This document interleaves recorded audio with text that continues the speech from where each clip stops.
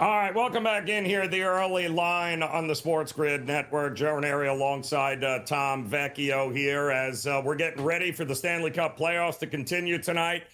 We just talked, Tom, about Toronto back against the wall, taking on Ottawa here tonight. There's a few other teams that have their backs up against the wall tonight. And let's face it, the Minnesota Wild, certainly one of them here. A lot of people, they were a trendy dog to win this series. What do we think we're getting here tonight?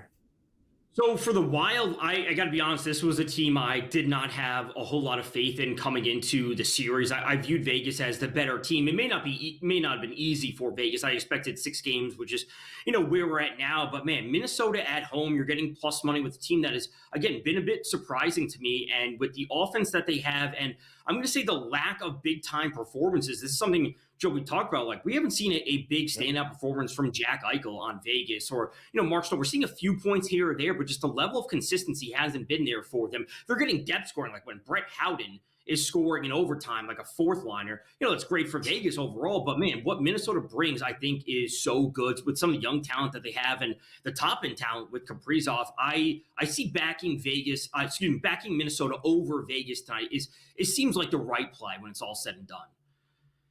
Yeah, well, it's going to be interesting tonight, too, with Colorado taking on Dallas here at home. Our big favorite, Colorado. What are you thinking? There's no way I can lay minus 182 in the playoffs, despite the fact that I think the Avs are the better team and they have showed that first and foremost.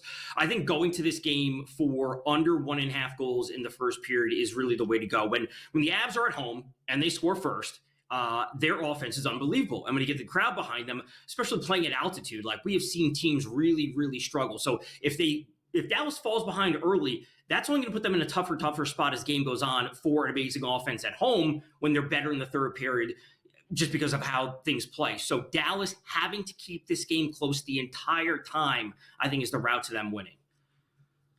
Kind of crazy. I mean, everyone stuck a fork in Dallas, didn't they? When this series started, wasn't looking good. The injuries piling up.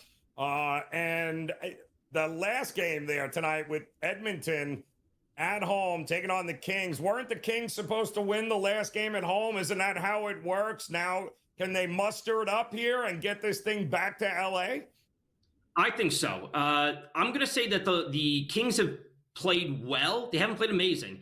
The issue with the Kings, as I've said time and time again, is they don't have top-end superstars. They have a bunch of players that, personally, if we just put in a letter on it, they have a bunch of players that are B+ or A- players. The Oilers have all these A+ players with McDavid and Draisaitl, maybe even throw Bouchard in there, but the Kings just don't have that top-end talent. So they have a lot of great depth players. And ultimately, I think the minus 138 on over 5.5 is the right play. I think there's a chance to find a middle where we get a live 6.5 at a certain point.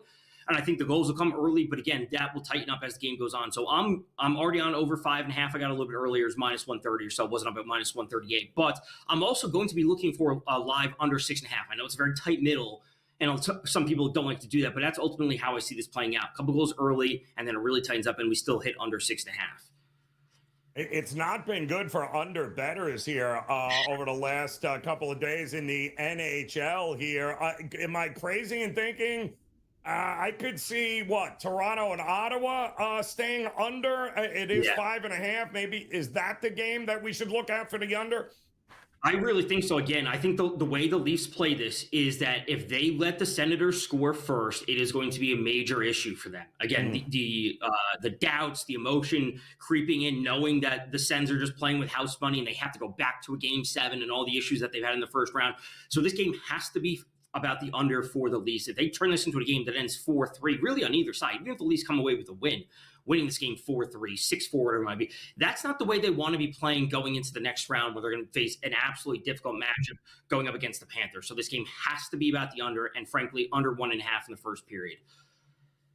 And just to look ahead here, does St. Louis get this to a 7th game? I think they do. Where Hellbuck has been good for the Jets. He's been really inconsistent though, and the fact that Mark Scheifele, the top line center for the Jets, got hurt last night, did not return, at least that I saw, could put the Jets in a bit of a tough spot. So a team that's been good and relied on their defense and goaltending really hasn't been that. And when you lose your top line center, could be a tough spot for the Jets.